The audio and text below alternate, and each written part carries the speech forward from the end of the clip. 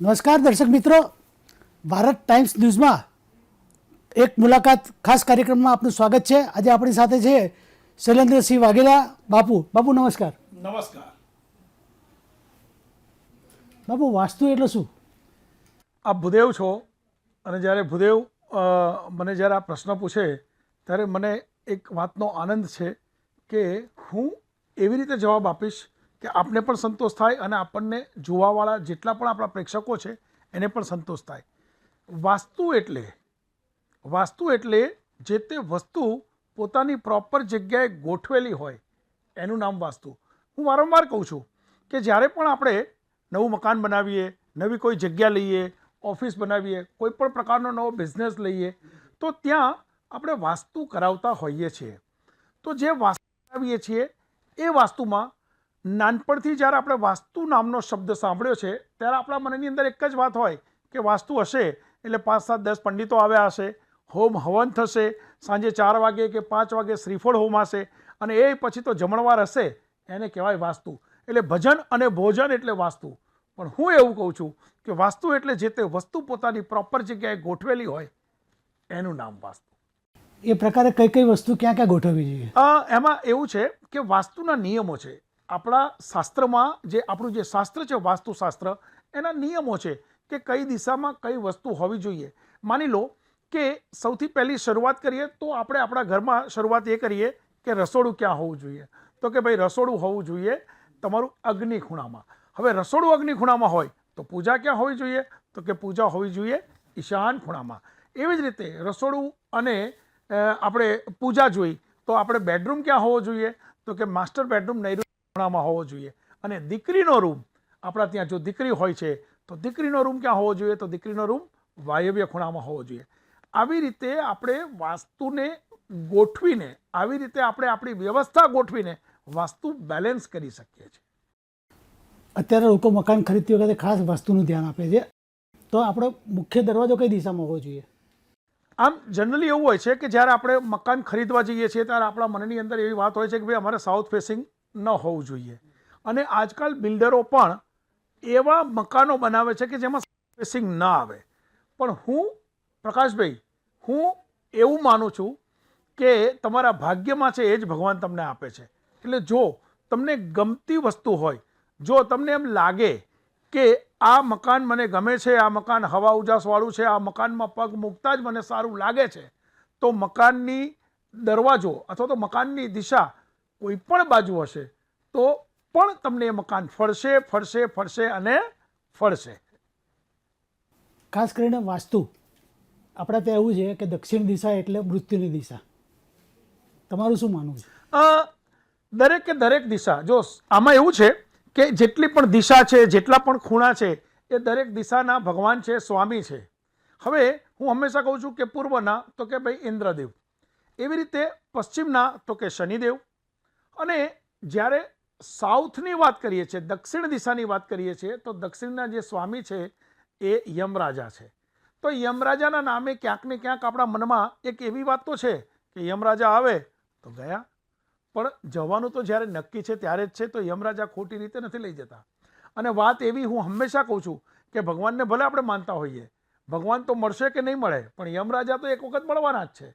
તો પછી એ જે સાઉથની દિશાની જે ખોટી વાત આપણા મનમાં છે એને હિસાબે ક્યાંક ને ક્યાંક આપણે એવું માનીએ છીએ કે સાઉથનો દરવાજો ન લેવો જોઈએ. પણ હું એવું માનું છું, આપણને અત્યારે જેટલા પણ લોકો સાંભળે છે અને એમાંથી કોઈના પણ ઘરમાં જો કે એમનો જે દરવાજો છે સાઉથ ફેસિંગ હોય, પહેલાં તો ભૂદેવ એવું છે પ્રકાશભાઈ કે ફેસિંગ એટલે શું ઘણા લોકોને એ નથી ખબર. તો તમે જ્યારે ઘરની બહાર નીકળો છો અને જે દિશા તમારી સામે આવે એને ફેસિંગ કહેવાય. તમે બહાર નીકળો છો અને સાઉથ આવે તો સાઉથ ફેસિંગ કહેવાય. તમે ઘરની બહાર નીકળો છો અને સૂર્ય ઉગે છે તો ઈસ્ટ ફેસિંગ કહેવાય. એવી રીતે જે દિશા તમારી સામે આવે છે એને ફેસિંગ કહેવાય. તો સાઉથ ફેસિંગના નામે ડરશો નહીં, બસ માત્ર એનામાં વિશ્વાસ મૂકજો અને મોટી તિજોરી લાવજો, બહુ રૂપિયાવાળા થશો. ઘરની બહાર, ઘણી વખત ઘરની સામે અથવા તો ઘરની બહાર પડતી દિવાલ ઉપર લોકો ભગવાનની મૂર્તિ લગાવે છે.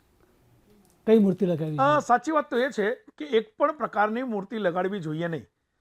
આપણા દરેકના મનમાં, because we are human being, એટલે આપણા મનમાં એવું છે કે કંઈક ખોટું કરીશું તો ભગવાન બચાવશે, ચોક્કસ ભગવાન બચાવશે, પણ ખોટું ન કરો તો. હવે ભગવાનને આપણે હંમેશા શું કરીએ છીએ, દરવાજાની બહાર એટલે બારશાખ ઉપર ક્યાં તો આપણે ગણપતિજી મૂકીએ છીએ અને કાં તો હનુમાનજી મૂકીએ છીએ. હવે ગણપતિજી ને હનુમાનજી મૂકવા પાછળના કોઈકના કોઈક કારણો એ છે કે ભગવાન આપણને બચાવશે અથવા તો આપણા ઘરમાં આવતી કોઈ પણ બલા ટળશે.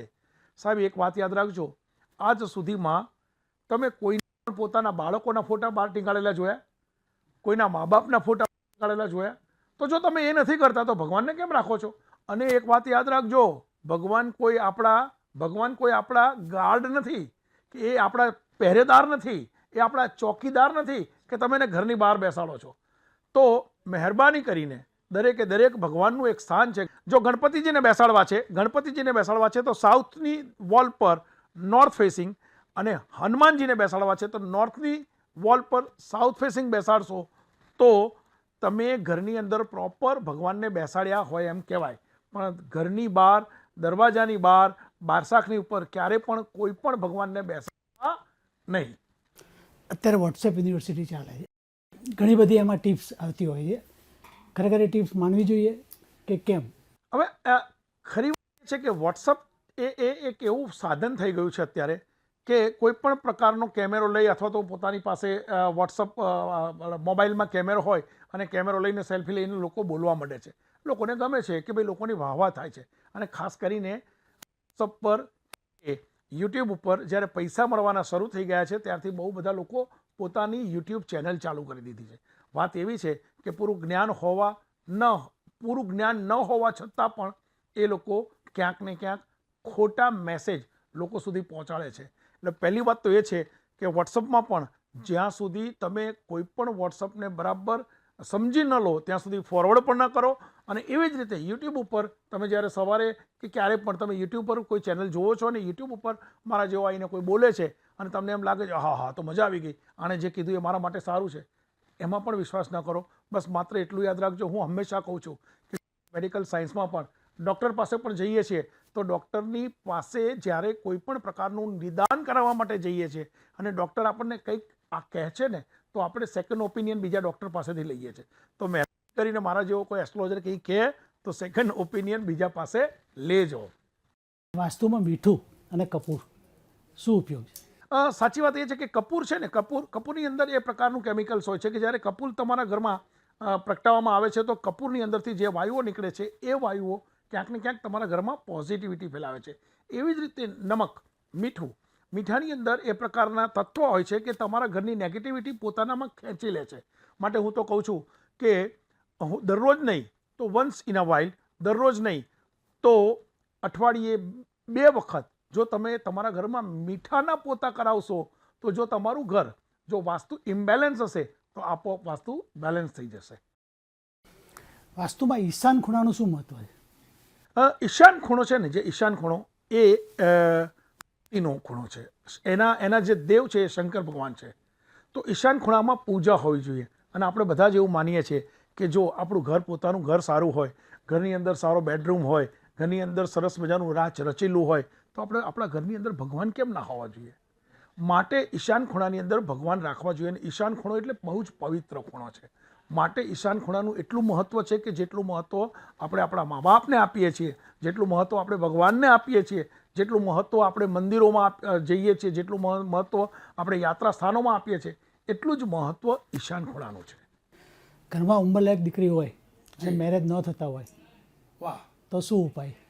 આ પ્રોબ્લેમ બહુ જ બધી જગ્યાએ છે. અને ખાસ કરીને હું જ્યારે અમેરિકાની વાત કરું તો અમેરિકામાં અત્યારે મારી પાસે એટલી બધી કુંડળીઓ આવેલી છે, એટલા બધા બાયોડેટા આવેલા છે કે જે દીકરીઓની ઉંમર 30, 32, 35 વર્ષ સુધીની છે.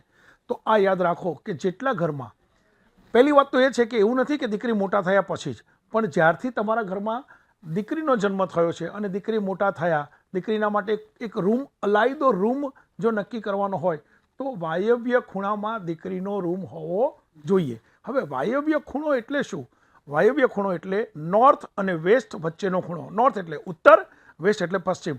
પશ્ચિમ અને ઉત્તર વચ્ચેનો જે ખૂણો છે એને વાયવ્ય ખૂણો કહેવાય. હવે વાયવ્ય ખૂણો એટલે જો ત્યાં તમે જો દીકરીને સુવડાવશો, વાયવ્ય ખૂણામાં દીકરીને સુવાની વ્યવસ્થા હશે તો દીકરીનું કેરિયર ખૂબ સારું થશે, દીકરી સારું ભણશે અને ખાસ કરીને સમયસર એના લગ્ન થશે.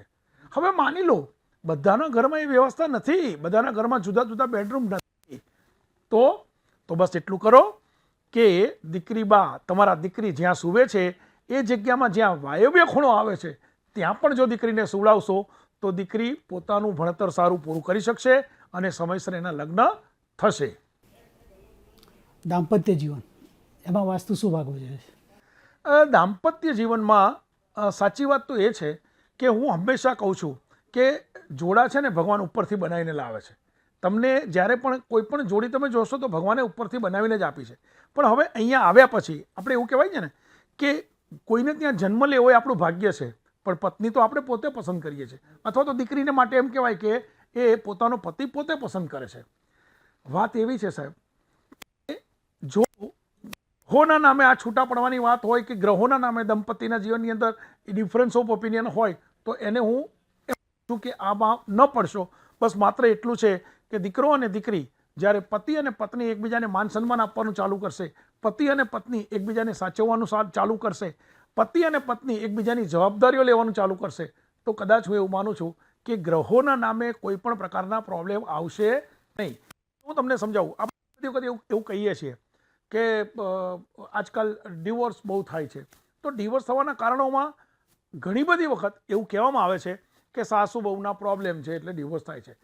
હું એવું માનું છું કે માત્ર સાસુ બહુના નહીં, પણ જે દીકરી પરણીને જે ઘેર આવી છે એ દીકરીની માનું જો ઇન્ટરફિયર વધારે હશે તો એ પણ યાદ રાખજો કે ક્યાંક ને ક્યાંક દીકરીની માનો પણ વાંક છે છૂટાછેડા થવામાં. તો મહેરબાની કરીને દરેક દીકરીની માને હું એટલું જ કહીશ કે તમે દીકરીની માયા છોડશો ને, તમે દીકરીની માયા છોડશો ને તો જ દીકરીને સાસરિયાની માયા લાગશે, અને સાસરિયાની માયા લાગશે ને પછી તો તમે જોજો જીવનમાં ક્યારેય તકલીફ નહીં આવે.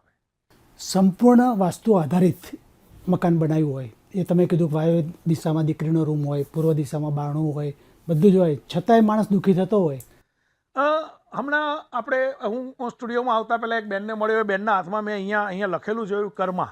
તો મેં બેનને પૂછ્યું કે આ કર્મ તમે કેમ લખ્યું છે? મેં પહેલી વખત તો એમણે મને કીધું હું કર્મમાં માનું છું. તો હું પણ એવું માનું છું કે જીવનની અંદર ઘણા બધા એવા બનાવો બને છે કે જેની અંદર આપણે એવું વિચારીએ છીએ કે હું આટલી બધી ભક્તિ કરું છું, આટલા બધા પાઠ કરું છું, આટલી બધી લોકોની સેવા કરું છું, આટલા સારા કામ કરું છું, તો પણ મારા જીવનમાં કેમ આમ? તો સાહેબ હું હંમેશા કહું છું કે કર્મ, ગયા ભાવના કર્મનું ફળ આ ભાવમાં મળે છે. પણ એનો મતલબ એ નથી કે તમે દુઃખી એના હિસાબે જ થાવ છો. તો દુઃખી થવાનું કારણ તમારું આચરણ પણ છે. વાસ્તુ બરાબર બેલેન્સ થયું હોય, પણ ઘણી વખત કેવું હોય કે આપણને એવું લાગે કે મેં વાસ્તુના બરાબર નિયમોને ધ્યાનમાં રાખીને મકાન બનાવ્યું છે, વાસ્તુના નિયમોને ધ્યાનમાં રાખીને મકાન બનાવ્યું છે. હવે મકાન તો વાસ્તુના નિયમોને ધ્યાનમાં રાખીને બનાવ્યું, પણ એની અંદર જે ગોઠવણ કરીએ છીએ આપણે, એની અંદર જે રાચ રચીલો ગોઠવીએ છીએ એ કે શરૂઆતમાં સરસ રીતે ગોઠવેલું હોય, તમે જેમ સુખી થાવ છો એમ ત્યાં કંઈક બદલો છો, તો જે જગ્યાએ નેગેટિવિટી આવે છે એને ખોલો છો અને પોઝિટિવિટી આવે છે એને બંધ કરો છો, એટલે પાછા ડિફરન્સ ઓફ ઓપિનિયન શરૂ થાય છે. વાસ્તુ સ્ટ્રક્ચર, તમારા ઘરનું જે સ્ટ્રક્ચર છે એ તો વાસ્તુ પ્રમાણે છે, પણ અંદર ગોઠવેલું રાચ રચેલું જો પ્રોપર નહીં હોય તો પણ ડિફરન્સ ઓફ ઓપિનિયન આવશે અને આવશે. ઘરના તમામ સભ્યો ફૂલ કમાતા હોય, સારું કમાતા હોય, છતાંય જ્યારે જોઈએ ત્યારે પૈસાની તંગી પડતી હોય. બસ એમાં પણ એક વાત છે કે જ્યારે તમને લોકોને તંગી પડે છે ઘરમાં, તો સૌથી પહેલાં તો એ છે કે તમારા ઘરમાં સ્વચ્છતા રાખો. ઘરની અંદર પૂજા છે જ્યાં છે, તમારા ઘરની જે પૂજા છે એ પૂજાની અંદર પીળા કલરનું કપડું પાથરો, પડદા રાખો. તમે મંદિરની અંદર તમારા ઘરમાં જે પૂજા છે એને લાલ કલરના પડદા રાખો. મંદિરની અંદર કોઈ પણ પ્રકારની ગંદકી ન હોવી જોઈએ. ઘણી વખત તો તમે જોજો અગરબત્તી એટલા બધા ધુમાડા અને અગરબત્તીના એટલા બધા રખ્યા અને બધું પડ્યું હોય છે. ત્યાં તમે સ્વચ્છતા રાખશો, રસોડું તમે ચોખ્ખું રાખશો અને ઘરની અંદર મીઠું નાખીને પોતા કરશો તો આ સમસ્યા નહીં આવે. વાસ્તુ પ્રમાણે ઘર બહાર રાચરચીલું બધું ગોઠવ્યું, પણ વ્યક્તિએ પોતાનામાં શું બદલાવ લાવવો જોઈએ? વાસ્તુ પ્રમાણે વ્યક્તિએ પોતાને બદલાવ લાવવાનો, જ્યારે તમે કોઈક સારી જગ્યાએ રહેવા જાઓ છો ત્યારે આપોઆપ તમારામાં બદલાવ આવે છે. તમને પોતાને શાંતિ ફીલ થાય છે. તમે જ્યારે ઘણી વખત તમે જોજો ઘર સારું હશે તો આપણને ઘરે જવાનું મન થશે, અને ઘણી વખત ઘરમાં કકરાટ હશે તો આપણને એમ થાય છે કે જવાય છે. હવે તો સૌથી પહેલી વાત તો એ છે કે તમારું ઘર જ્યારે વાસ્તુ બેલેન્સ છે તો તમારે એ ધ્યાન રાખવી જરૂરી છે કે તમે સૂવો છો તો તમારા પગ સૂર્ય તરફ હોવા જોઈએ. તમે સૂવો છો તો તમારા પગ સૂર્ય તરફ હોવા જોઈએ. તમે જ્યાં ડાઇનિંગ ટેબલ ઉપર જમવા બેસો છો તો ઘરની જે મુખ્ય વ્યક્તિ છે એના માટેની એક ખુરશી નક્કી હોવી જોઈએ. તમે જ્યારે સ્નાન કરો છો ત્યારે સ્નાન કરતી વખતે તમારું મુખ સૂર્ય તરફ હોવું જોઈએ. તો આ બધા નીતિ નિયમો છે. એ નીતિ નિયમો પ્રમાણે પણ જો તમે ગોઠવશો અને એ નીતિ નિયમો પ્રમાણે તમે રહેશો તો આ યાદ રાખજો. જો એક વાત એ પણ તમને કહી દઉં, આજે આપણા પ્રેક્ષકોને એક વાત એ કહી દઉં કે જ્યારે પણ આપણે આપણા બિઝનેસ માટે જઈએ છીએ, જોબ માટે જઈએ છીએ અથવા તો તૈયાર થઈએ છીએ, ત્યારે એ વાત યાદ રાખવી જરૂરી છે કે તમે જ્યારે બટન બંધ કરો છો ત્યારે નીચેથી ઉપર કરો, ઉપરથી નીચે નહીં. જો તમે નીચેથી ઉપર બટન બંધ કરવાનું કરશો તો તમારામાં એક વિશ્વાસ આવશે અને એ વિશ્વાસ હંમેશા પ્રોગ્રેસ આપશે. મકાનના નંબર બિલ્ડર દ્વારા અપાતા હોય છે. ઘણી વખત 13 નંબર આવે ત્યારે પેલાને અપસ્કનીય લાગતો હોય છે. સાહેબ એવું છે, 13, 4, 8 આ નંબરોમાં અમારી દુકાનો ચાલે છે. જો ન્યુમરોલોજી પ્રમાણે હું હંમેશા કહું છું 4 નંબર એટલે રાહુ અને 8 નંબર એટલે શનિ. હવે 13 એટલે 1 + 3 = 4, એ પણ રાહુ. તો રાહુ, શનિ, મંગળ અને કેતુના નામે અમે ડરાવીએ છીએ. સાચી વાત તો એ છે કે પબ્લિક ડરેલી જ હોય છે. અમારે તો બહુ મહેનત જ નથી કરવાની હોતી આમાં. તો ક્યારે પણ એવું ન વિચારશો કે 4 નંબર કે 8 નંબર એ તમને ફળ નહીં આપે. સાચી વાત એ છે કે તમે એનામાં વિશ્વાસ મૂકશો તો 4 નંબર પણ તમને સારું ફળ આપશે અને 8 નંબર પણ સારું ફળ આપશે. 13ના નામે ઘણી બધી વખત આપણે એવું કહીએ છીએ કે ફલાણી જગ્યાએ 13મો માળ નથી, 13 નંબરનો ફ્લેટ નથી. પણ આ એક આપણા મનનો વહેમ છે. પણ એવું કશું છે નહીં. બસ તમે તમારામાં વિશ્વાસ રાખો તો ચોક્કસ તમને સફળતા મળશે અને મળશે. તમે 13નું કે મહાલક્ષ્મીનું કહો છો.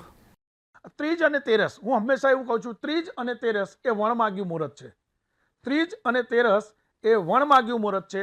તમારા જીવનની અંદર કોઈ સારું કામ કરવું હોય અને જો ત્રીજ અને તેરસ આવતી હોય તો તમે એ કામ ત્યારે કરશો તો તમને એમાં સફળતા મળશે. અને ખાસ કરીને તેરસના દિવસે તમે મહાલક્ષ્મી માના દર્શન કરશો. ક્યારે પણ તેરસ આવે અને મહાલક્ષ્મી માના દર્શન કરશો, ઓમ રીમ શ્રીમ મહાલક્ષ્મી પુરૈ પુરૈ કુરુ કુરુ સ્વાહા, બસ આટલું 4 વખત બોલશો તો પણ હું ચોક્કસ માનું છું કે તમારા ઘરમાં લક્ષ્મીના ભંડાર ભરેલા રહેશે. પણ કંઈક આરતીમાં કંઈક ઉલ્લેખ છે એવું તમે કહો છો. આરતીમાં ઉલ્લેખ એવું છે કે જ્યારે આપણે બધા એવું વિચારીએ છીએ કે સાઉથ ફેસિંગ નહીં સારો, અને હું એવું માનું છું કે આપણે બધા જ લક્ષ્મીજી માટે જ, ખાસ કરીને દુનિયાના દરેક વ્યક્તિને એવું થાય કે અમારી પાસે કાવડિયા ક્યારે આવે, અમારી પાસે પૈસો ક્યારે આવે. તો સાઉથના નામે આપણે ડરીએ છીએ અને હું એવું કહું છું કે સાઉથમાં લક્ષ્મીજીનો વાસ છે. આપણે બધાને એમ છે કે લક્ષ્મીજીનો વાસ તો નોર્થમાં છે. નોર્થમાં નથી, નોર્થમાં કુબેર ભંડાર છે. તો કુબેર ભંડાર એટલે લક્ષ્મીજીના સેક્રેટરી, લક્ષ્મીજીની ઓફિસ એ નોર્થમાં છે અને લક્ષ્મીજી સાઉથમાં છે. મેં કીધું એટલે તમે માની લીધું. પણ સાચી વાત એ છે કે એક કવિતા, એક પ્રાર્થના, એક આરતી આપણે વર્ષોથી ગઈએ છીએ. અને એ આરતી જે તમે મને પૂછવા માંગો છો એ આ છે કે આપણે એક આરતી ગઈએ છીએ. અત્યારે આપણને જેટલા લોકો જોવે છે બધા આપણને સાંભળશે તો એ લોકો પણ ગાશે અને તમે પણ ગાશો કે ચોથે ચતુરા મહાલક્ષ્મી માં સચરાચર વાપ્યા, માં સચરાચર વાપ્યા, 4 ભુજા 14 દિશામાં પ્રગટ્યા દક્ષિણમાં, જયો જયો માં જગદંબે. તો ચોથે ચતુરા મહાલક્ષ્મી માં સચરાચર વાપ્યા, 4 ભુજા 14 દિશામાં પ્રગટ્યા દક્ષિણમાં. તો મહાલક્ષ્મીમાં સંવત 16માં કહેવાયું કે મહાલક્ષ્મીમાં ક્યાં પ્રગટ્યા છે? સાઉથમાં. તો જ્યારે આપણે આખો દિવસ પૈસા માટે દોડાદોડી કરતા હોઈએ છીએ તો જ્યાં લક્ષ્મીજી છે ત્યાં જઈએ તો બેડો પાર થઈ જાય ને સાહેબ. માટે હું કહું છું કે સાઉથ ફેસિંગ હશે તો તમે રૂપિયાવાળા, તમે ધનવાળા, કાવડિયાવાળા થશો અને થશો. ઘરમાં નેગેટિવ ઉર્જાને રોકવા અને પોઝિટિવ ઉર્જા પ્રગટ થાય એના માટે શું પ્રયાસ? સૌથી પહેલી વસ્તુ એ છે કે આપણા ઘરમાં નેગેટિવિટી ક્યાંથી આવે છે એ ચેક કરો. તો આ યાદ રાખજો કે આપણા ઘરની અંદર જે ટોયલેટ બાથરૂમ છે ત્યાંથી નેગેટિવિટી આવે છે. તો શું કરવાનું છે કે તમારા ઘરની અંદર જેટલા પણ ટોયલેટ બાથરૂમ છે અને એમાં જે ટોયલેટ સીટ છે એની ઉપર એક નાનકડી સેલ્ફ લગાવો. સેલ્ફ એટલે એક નાનકડી છાજલી જેવું સેલ્ફ, એક કોર્નર સેલ્ફ લગાવો અને એની ઉપર માટીના કોળિયામાં મીઠું મૂકો અને દર મહિને એ માટીના કોળિયા સાથે મીઠું બહાર ફેંકી દો. દર મહિને નવું મીઠું મૂકો તો તમારા ઘરની અંદર સુખ, શાંતિ, સમૃદ્ધિ અને બધું જ સારું થશે. કોઈ પણ પ્રકારની નેગેટિવિટી નહીં આવે. તો આ હતા જાણીતા વાસ્તુશાસ્ત્ર શ્રી શૈલેન્દ્રસિંહ બાપુ. એક મુલાકાતના નવા કાર્યક્રમમાં નવી શખ્સિયત સાથે ફરીથી મળીશું. ત્યાં સુધી રજા આપશો. નમસ્કાર.